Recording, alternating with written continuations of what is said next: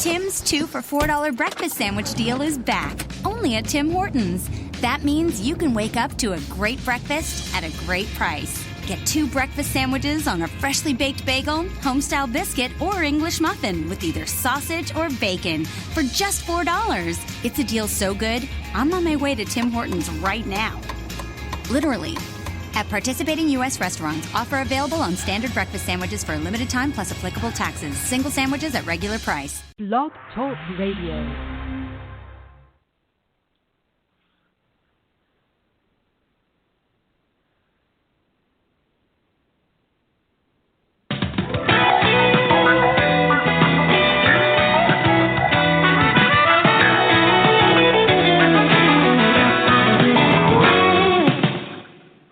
Hey, this is Twin Talk Radio. This is Brian Benedict. I'm calling from Indiana, and I have retired Major. I guess it is my twin, but retired Major Bruce. Payne, Bruce Benedict out there in Virginia. My name Quantico, is Bruce. man. I love Quantico. that.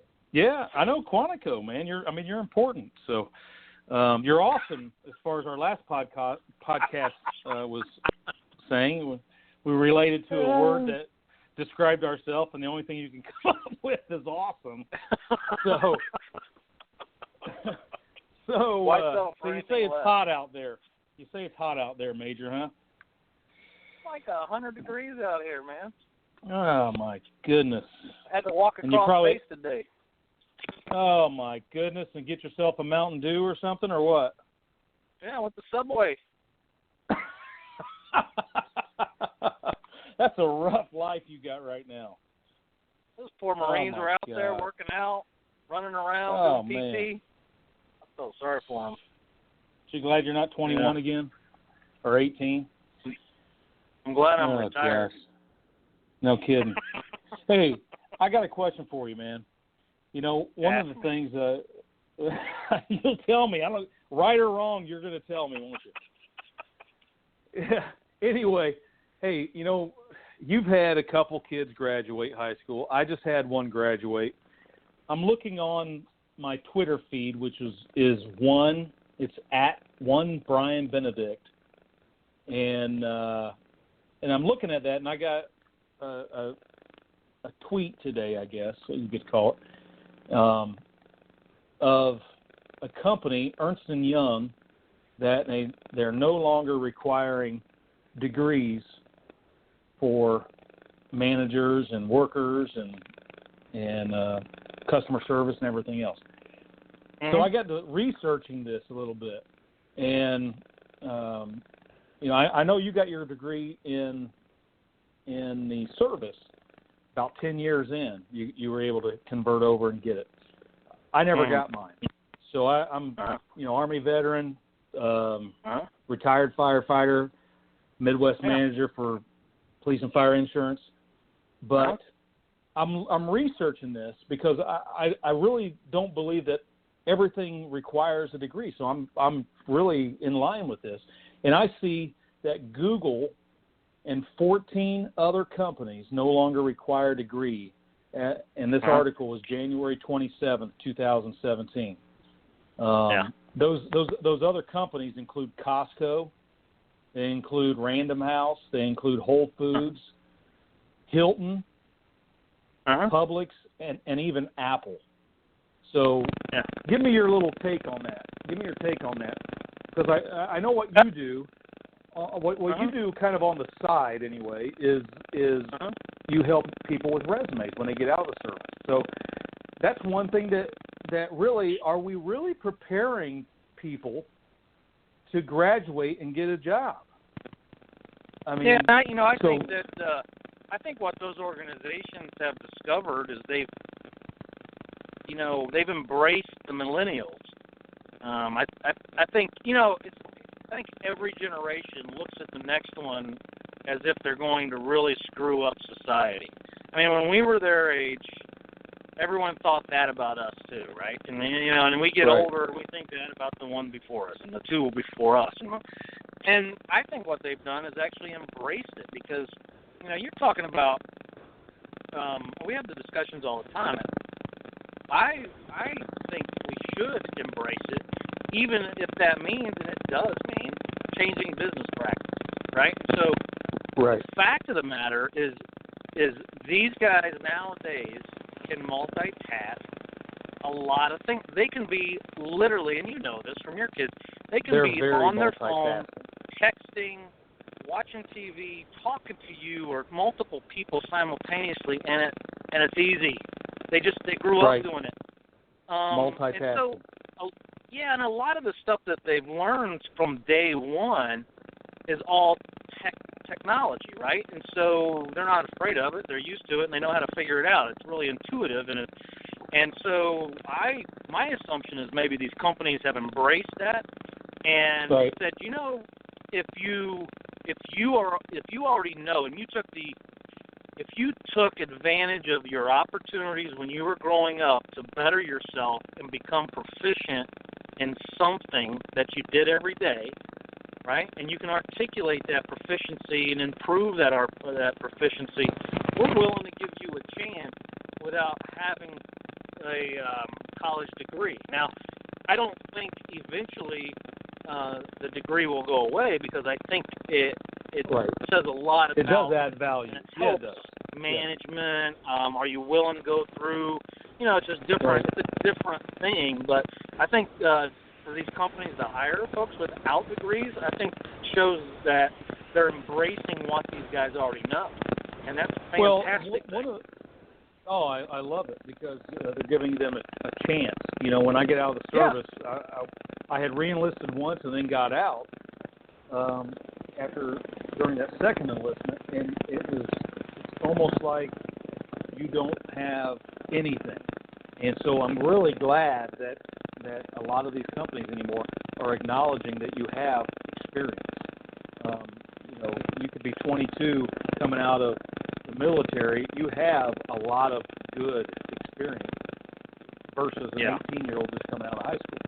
Now, one of the things this thing says in this article here is the college tuition soaring nationwide. People don't have the money to earn a degree. And so when they look at people who don't go to school but make their way in the world, they're exceptional human beings. And we should do everything we can to find those people jobs. And I really believe that because there's avenues, if you want it bad enough, there's avenues to excel. But one of the things that I always bring up, and you and I talk about this constantly, is there's certain things out there that you should be learning from third grade. You should be when you graduate high school or actually graduate even college. If you're not taking certain courses, you're not even going to know how to invest for your retirement. You don't even know. Well, how I think a lot of times what happens is, what the individuals, knowing that companies are hiring you without a college degree, just means to me, from my perspective, that the high schools need to focus on how to. They need to focus on training their students on how to sell themselves. Exactly. How to sell what they already know and can do. Right. Not to be arrogant, but just to be proficient. How do you do that? Well, you have a lot of programming jobs. You have a lot of different positions out there that you really should be learning. Look at programmers and developers, and look at the all the investments, the stock market, everything revolves around that. Why aren't we learning that? Why haven't they started learning the basics in third grade or whatever in elementary school, and you know it by the time you get out? I don't understand why that's not a curriculum. And how to prepare for the job. Before you graduate, you should already know how to. I wrote down a bunch of things here. And how to handle difficult people. because there's not safe spaces in every place. I mean, there's not safe spaces in businesses. So you have to learn how to handle people, you know. And the other thing is, you know, how to find a job and prepare for it. Realize that you need the open mind. You need to show gratitude. You need to have a positive mental attitude. You have to show gratitude and have a positive mental attitude and have an open mind and understand how to deal with people. That's very difficult right now. All the colleges, a lot of them, they just have safe spaces. There are no safe spaces in a work environment. You have to understand how each person works. It's interpersonal relationships. It's how to communicate, how to connect, and how to grow your influence through understanding people. I don't know. What do you think, Major? Hey, man, I'm retired.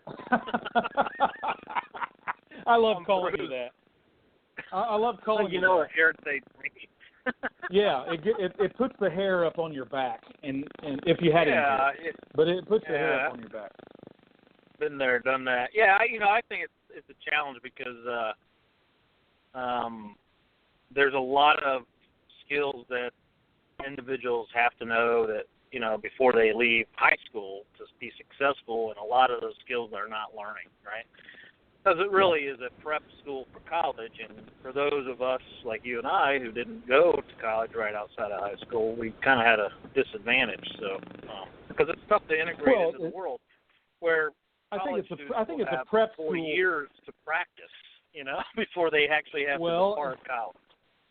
Hey, listen, you know, we both had kids that's been in college. They still don't know the stock market because they didn't have that major. And so everything relies, your retirement, my retirement, everything relies on the stock market, and we don't know anything about it. You know, it's resumes. If you're not in that, the problem with the colleges is that you hit all these different areas of focus, and that's fine, it's great, but you haven't learned what you need to learn. You know, we always say the most important things you don't even learn in school, any school, family, the family budget, how to cook, all those things you do on a daily basis. Hey, I'll be here too. I think 50 years, man, we'd learn how to cook. I know it. Hey, and listen, you know, handling people. You know, one of the things back in the Cellular One days before I got on the fire department, right in between the Army and the fire department, handling upset customers. You know, they don't teach people how to do that. That is a really hard thing to learn, is how to actually respond and actually listen to people. And you can tell it in the news that a lot of people don't listen what others are saying. They don't have an open mind, and they react instead of respond. So it's really well, you have to, if they don't do it, you have to find alternatives. And that's where, you know, guys like yourself and myself and a lot of other personal development people out there are trying to educate people on how to handle upset customers, how to communicate effectively, yourself, how to find the job. Did you and I, did we either have, or any of our kids, actually have a class on how to search for jobs? Yeah, no. I don't think so back then. I don't know what they do now. And they probably don't even know. I know they don't have anything on how to develop a resume. You should have a resume before you even get out of high school because everybody requires it. You should know what needs to be written down on the application for a job. And that's really up to the parents. And unfortunately, the parents in a lot of these places are gallivanting around. I'll use that term. Gallivanting around. Did you say gallivanting?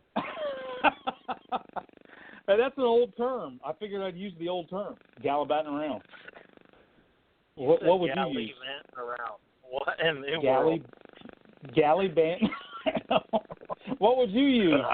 I mean, I don't want to. I don't want to say that they're using heroin and they're overdosing and nobody's home at night. You know, so I just say they're out.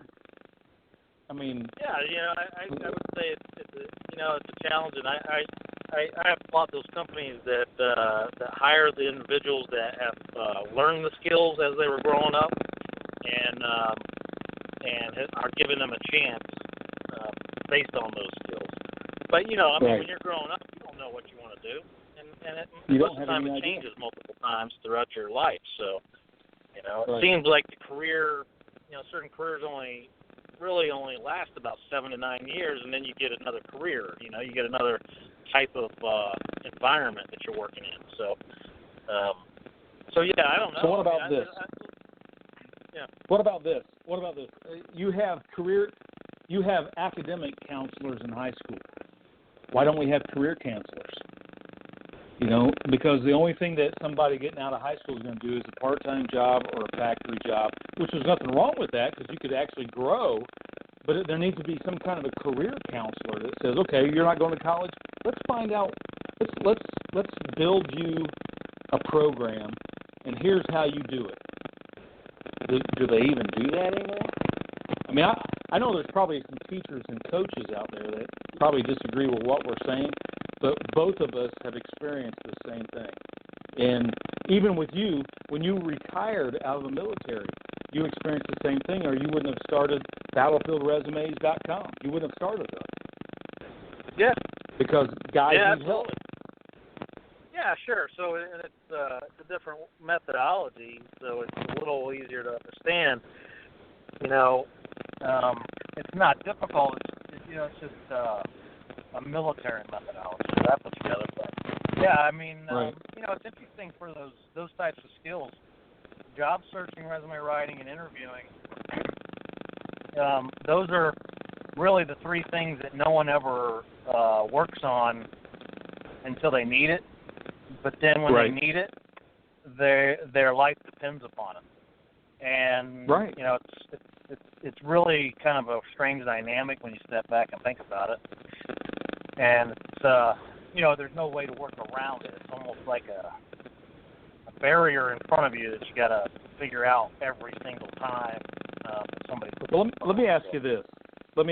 You go in the military, and you know you have a successful career. A lot of your clients have had successful careers, and when you develop, you help them with their resume.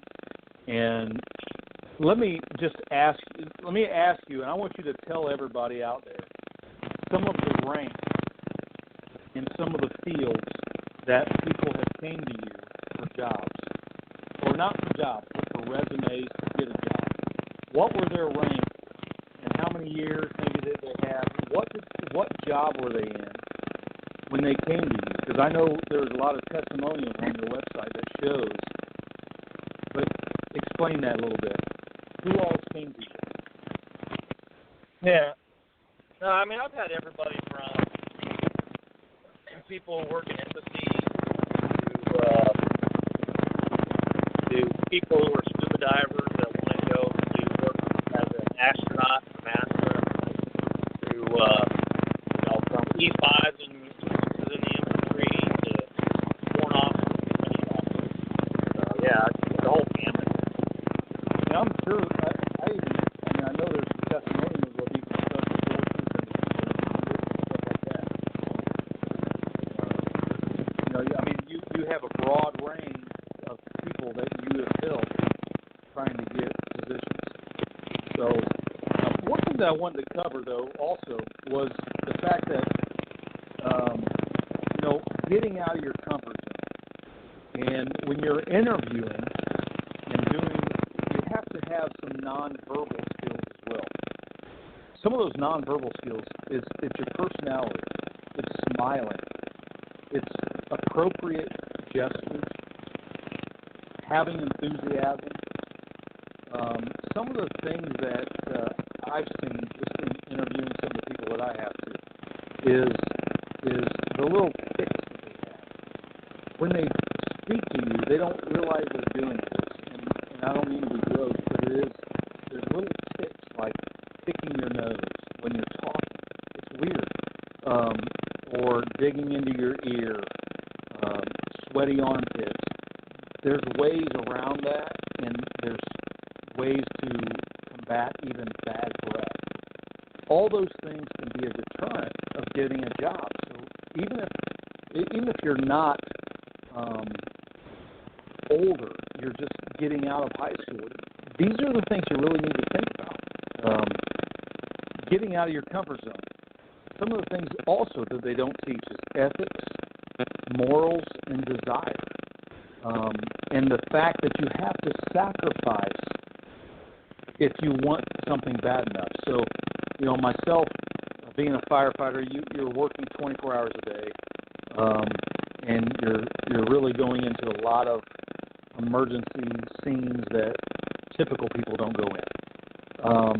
When you're in the military, there is all kinds of things, and you're on call 24/7. So you have to be available at their beck and call because you are a soldier 24/7. So there's sacrifices that you have to make. The police officers, unbelievable sacrifices for police officers because they have to, even a guy that works second or third shifts on a police department. If you're a young recruit, you're going to be working second shift. It's just plain and simple. It's based off seniority a lot of the times.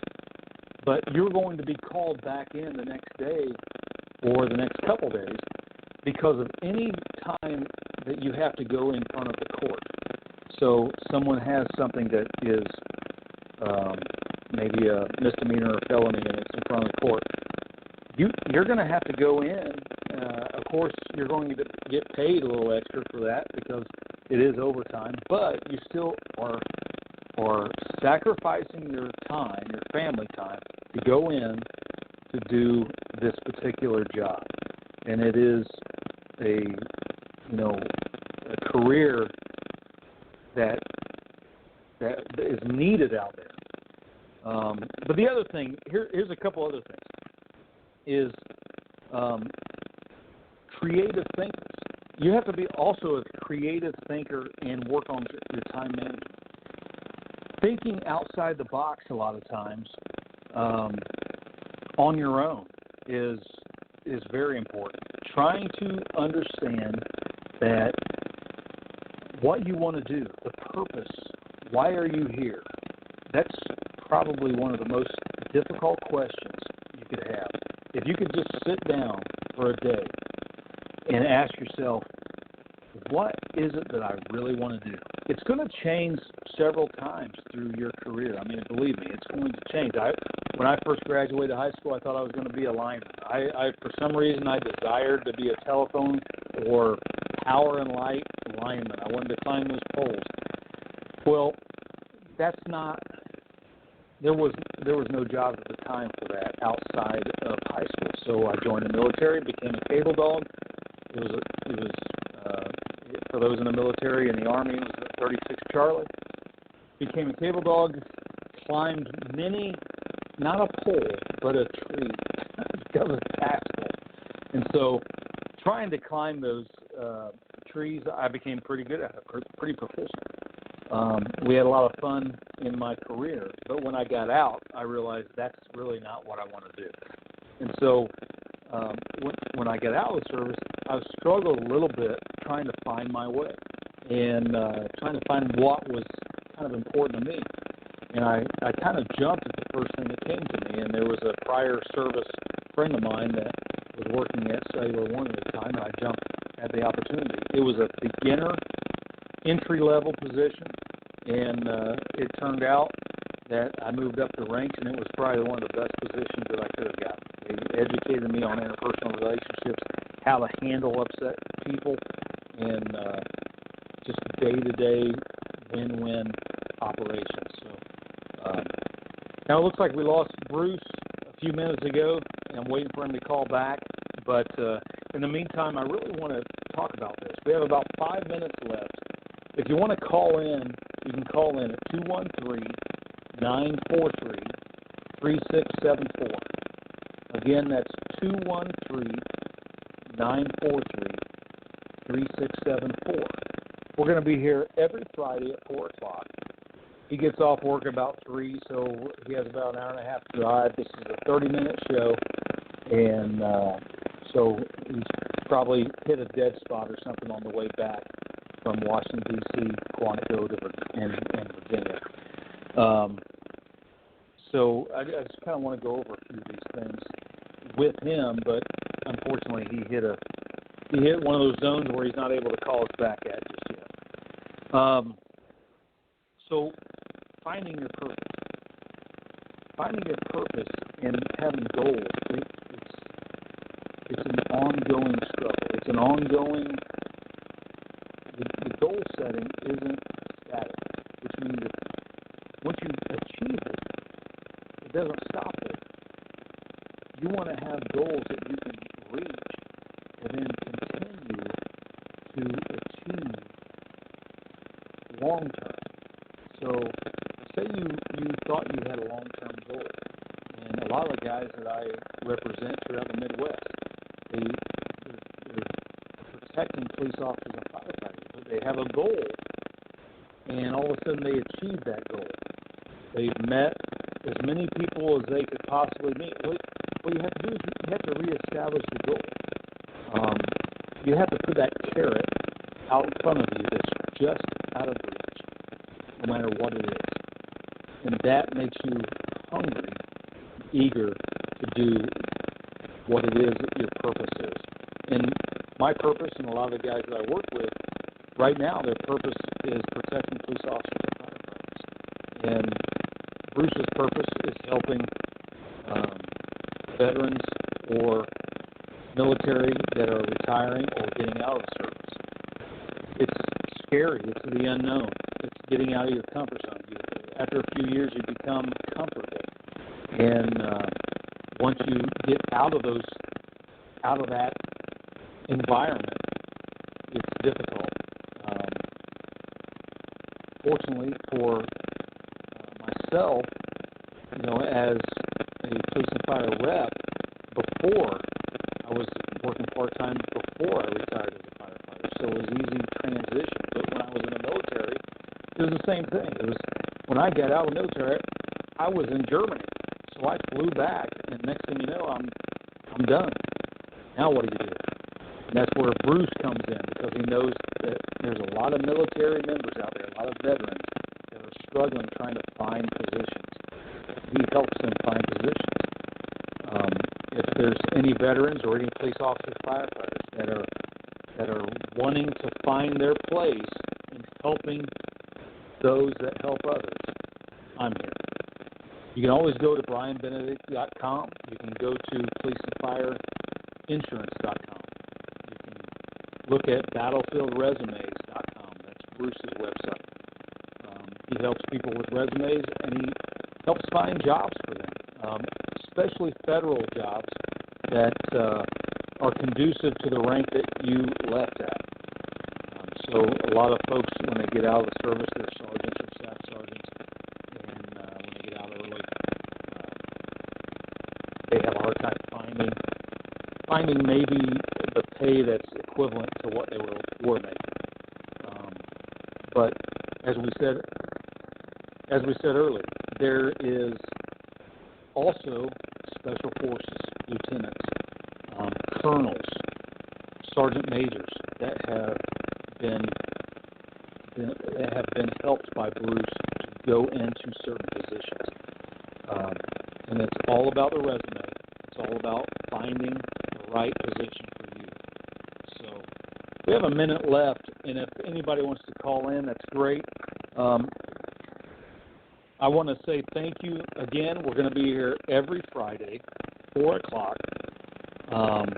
and we are going to talk about the tug of war of any topic that you want. So the more people that listen, the more callers that call in, the better.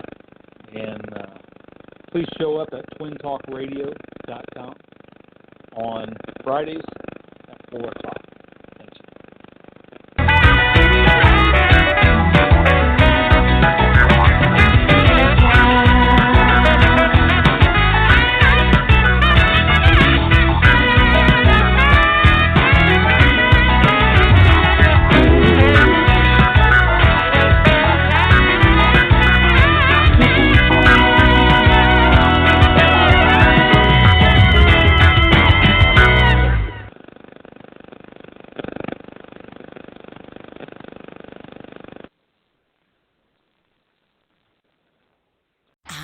the sweet sounds of summer, and there's no better way to enjoy them than with the refreshing taste of frozen drinks from Tim Hortons. Like our new mixed berry smoothie, perfect for relaxing in the park. Or the new tropical orange fruit chill, great for enjoying the ball game. Or just spend a day at the beach with the new watermelon frozen lemonade. Well, time for another one. Chill out with any of our small frozen drinks for only $2. Try one at your neighborhood Tim's today. At participating U.S. restaurants. Offer available for a limited time. Ah, the sweet sounds of summer. And there's no better way to enjoy them than with the refreshing taste of frozen drinks from Tim Hortons. Like our new mixed berry smoothie, perfect for relaxing in the park. Or the new tropical orange fruit chill, great for enjoying the ball game. Or just spend a day at the beach with the new watermelon frozen lemonade. Well, time for another one. Chill out with any of our small frozen drinks for only $2. Try one at your neighborhood Tim's today. At participating U.S. restaurants. Offer available for a limited time.